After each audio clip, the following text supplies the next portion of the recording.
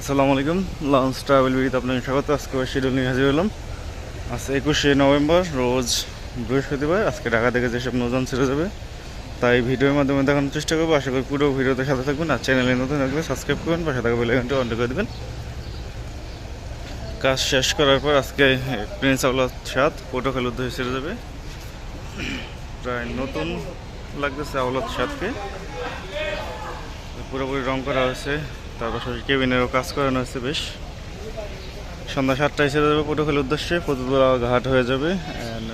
সকালে পটুয়াখালী থেকে আসছে পুবালি 12। আজ পটুয়াখালী থেকে ছেড়ে আসবে এয়ার খানেক। আগামীকাল পটুয়াখালী উদ্দেশ্যে থাকবে শনিবার। আগামীকাল কুয়াকাটা 1, রবিবার দিন থাকবে সুন্দরবন 14 পটুয়াখালী উদ্দেশ্যে। তার পাশাপাশি আগামী ডিসেম্বরের মাসে শিডিউল আসতে আমার কাছে পটুয়াখালী রুটের। যদি কেউ জানতে চান অবশ্যই কমেন্ট করবেন। রাত 10:30 ডাউনডে থাকবে এমবি কাজল অথবা প্রিন্স আওলাদ। ডাউনডে থেকে ছেড়ে আসবে ইগল 10। ও রাত 11টায় সুরেশ্বরের উদ্দেশ্যে আছে মানিক চাই। সুরেশ্বর থেকে ছেড়ে আসবে নাইম মিম 2। সকালে শৌলা মুলাদি ও শৌলা মিদাহাটের উদ্দেশ্যে কোন নৌযান যায় বর্তমানে বলতে পারতেছি না। আপনারা যদি কেউ জেনে থাকেন অবশ্যই কমেন্ট করবেন, কারণ আপনারা কমেন্ট করলে অনেকে উপকৃত হবে, মানে অনেকে জানতে পারবে। অ্যাডভেঞ্চার 9 হুমানামি আজকে বরিশাল থেকে আসছে কিছুক্ষণ আগে সকালবেলায় আসছে। দমসে কাজ চলতেছে। সকাল 8টায় সুরেশ্বরের উদ্দেশ্যে ছেড়ে গেছে নড়িয়া পাস লঞ্চ। গতকাল পোস্ট করছিলাম। নড়িয়া পাস লঞ্চ জামালাকের ব্যানারে ছেড়ে গেছে। নড়িয়া পাসের আগের নাম ছিল রিসান 7। দুপুর 2টায় মুলাদির উদ্দেশ্যে ছেড়ে যেত, কিন্তু এই রুট বন্ধ হয়ে যাওয়ার কারণে এখন নৌযানগুলো মালিকানা পরিবর্তন হচ্ছে বা অন্য রুটে চলে যাচ্ছে। যেরকম ফাহিম খান সাহেব কিছুদিন আগে যুক্ত হয়েছে সুরেশ্বর রুটে।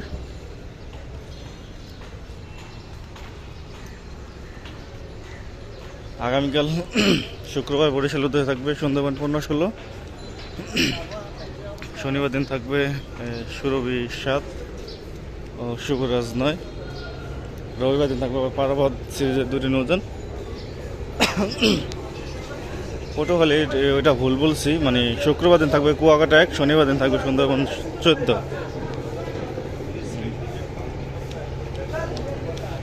আজকে বরিশালের উদ্দেশ্যে প্রথম টিপ আছে প্রিন্স আওলাদ 10, দ্বিতীয় টিপ আছে পারাবত 11। প্রিন্স আওলাদ 10-এ গতকাল রাতেই কেবিন করতে আসছিলাম, কিন্তু তারা বললো যে সব কেবিন বুক হয়ে গেছে। জিজ্ঞেসও করে নাই যে কী কেবিন লাগবে তাদের, মানে বলছি যে একটা কেবিন লাগবে, তারা বলছে কোনো কেবিন নাই। তারপর পারাবত 11-তে কেবিন বুক দিলাম, মানে বুকিং নাম্বার দিয়েও কোনো কাজ হচ্ছে না। আপনারা অনেকে বুকিং নাম্বার চাইছেন, দিয়েও কাজ হয় না। কেবিন বুক হয়ে থাকে আগেই।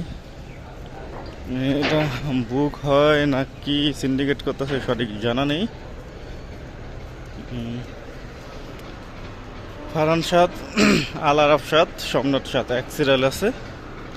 জালগাড়ির উদ্দেশ্যে ছেড়ে যাবে ফারহান 7। লঞ্চটি রাত 8টার দিকে ছাড়বে। 8টা বা 8:10 ছাড়বে। বায়াঘাটগুলো হচ্ছে ফতুল্লা, চাঁদপুর, চরমনাই, দপদপে, নলসিটি, বরিশাল, জালগাড়ি থেকে ছেড়ে আসবে সুন্দরবন 12। তার মানে আমার আগামীকাল সুন্দরবনের সাথে সুন্দরবন 15-16 বসছে। শীতের মৌসুম তো হয়তো যাত্রা বাতিল করবে না, কারণ কেবিনের চাহিদা থাকে বেশি। রাত 8:30 নন্দীবাজার উদ্দেশ্যে একটি লঞ্চ পাবেন। রাত 8টায় উড়াচয় খাসিয়াহাটের উদ্দেশ্যে লঞ্চ পাবেন কি না সে জানা নেই, পাইতেও পারেন।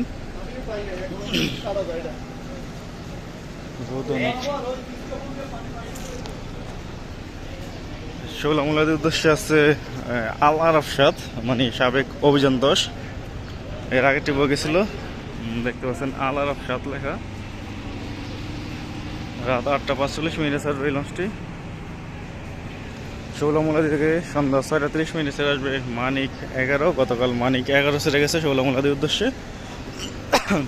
শৌলামুলাদির রুটে অনেক বড় লঞ্চ দেখা যাচ্ছে এই লঞ্চটি, মানে ফারহান 7-তে ছোট, কিন্তু এভাবে অন্য লঞ্চের থেকে বড়, সোমনাথ 7 থেকে বড়।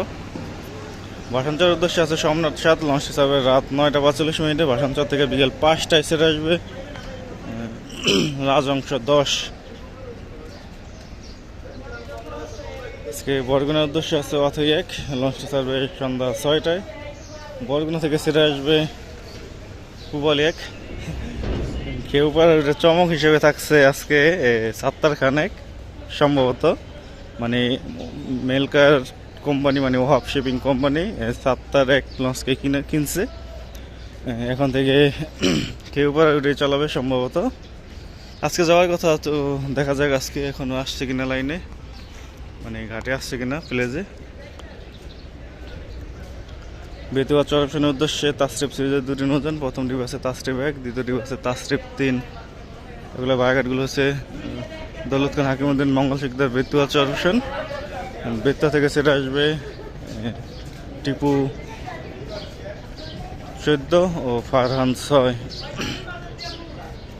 দূর থেকে দেখা যায় সাত্তার খানকে, মানে সাত্তার খানের তেল অনেক কম লাগে, মানে পটুয়াখালী রুটে চলাচল করতো আওলাদ সাত সাত্তার খান, মানে আওলাদ সাথে প্রায় 3600 লিটারের মতো তেল লাগতো, আর সাত্তার খানে লাগে হলো 2800 লিটারের মতো, মানে প্রায় 700 থেকে 800 লিটার কম লাগে, বুঝে নিল। মনপুরা হাতিয়ার উদ্দেশ্যে আছে ফারহান 10 ও ফারহান 8, সরি ফারহান 4।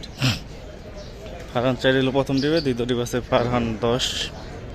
বায়াঘাটগুলো হচ্ছে মুন্সিগঞ্জ, উলানিয়া, কালীগঞ্জ, দৌলত খান হাকিমউদ্দিন, তজিমউদ্দিন, মনপুরা হাতিয়া। কালাইয়ার উদ্দেশ্যে আছে ইগল পাস, লঞ্চে ছাড়বে সন্ধ্যা 6টা 20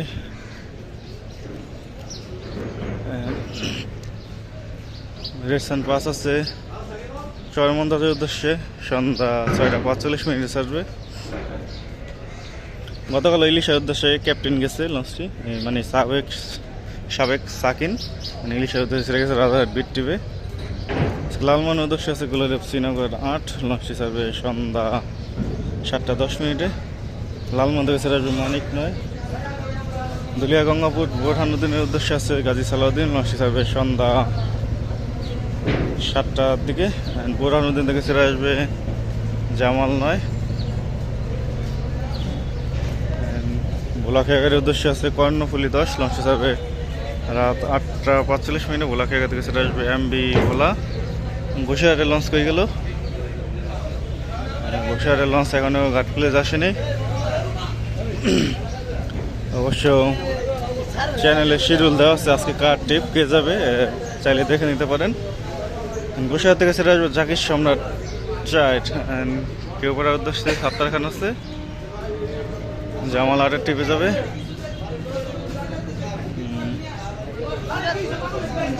মানে ওয়াব শিপিং জামাল কোম্পানি, তারা এই লঞ্চটি কিনছে সম্ভবত, হ্যাঁ কিনছে অবশ্য জানা আছে।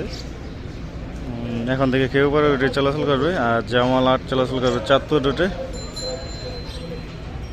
তো আলোলির 4 আছে ইলিশের উদ্দেশ্যে দুপুর 2টায়, ফারহান 9 আছে ইলিশের উদ্দেশ্যে 11টা 45।